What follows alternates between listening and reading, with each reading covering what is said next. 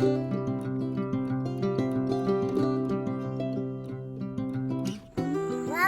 back to Samuel Joe Homestead.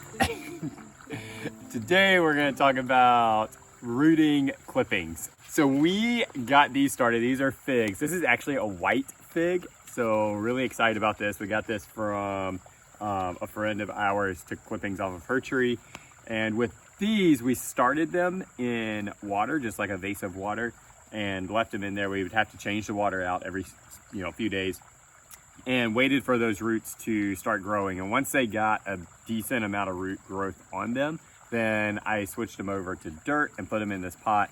One thing with rooting is you don't ever want to let them dry out, because it's got, just a few roots, and so you really want to keep those wet, and you don't want to risk losing any of those roots due to a lack of water. And so really just trying to maintain a good moisture content is key when you are rooting a cutting. And so I'm gonna split one of these out of here because we're hoping to be able to give it away to someone as kind of a gift. So we're gonna dump this out and separate it, and it will be the first time in probably 2 months that I've actually been able to see like how the roots are doing. So I'm really hoping that they're doing well. I'm anticipating they are. This has got a lot of growth on it. When you make the cutting, with these, any leaves that were on there did fall off just because of the stress. So all of these have been new growth since it has pushed out roots.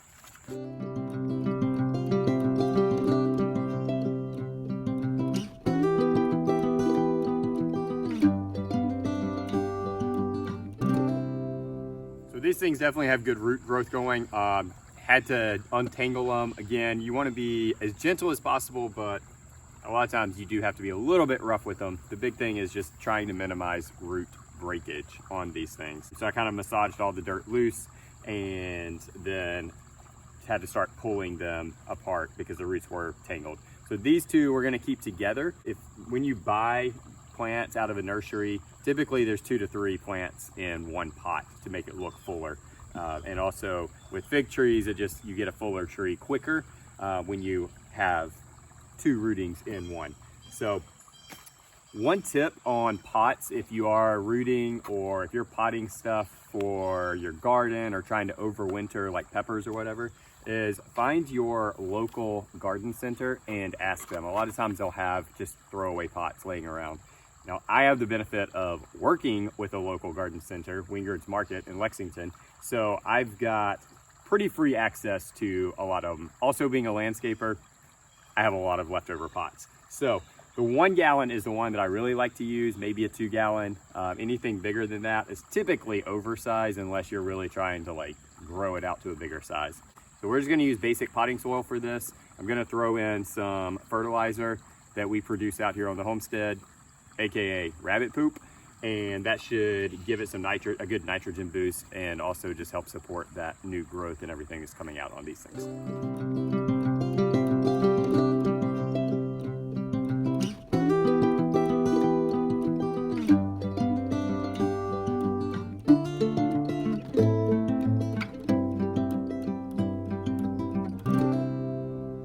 Okay, so for a while I have wanted a mulberry tree for our orchard, and one day we were walking in our woods and we found some mulberries hanging above us. Now unfortunately it is in the woods, so there actually aren't a lot of mulberries that will produce because it's so shaded.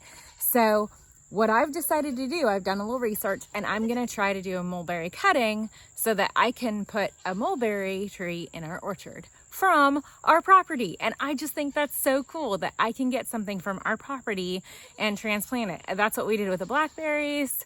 And I just love that we're using the resources that God already put on this property to grow our own food. Just think that's so amazing.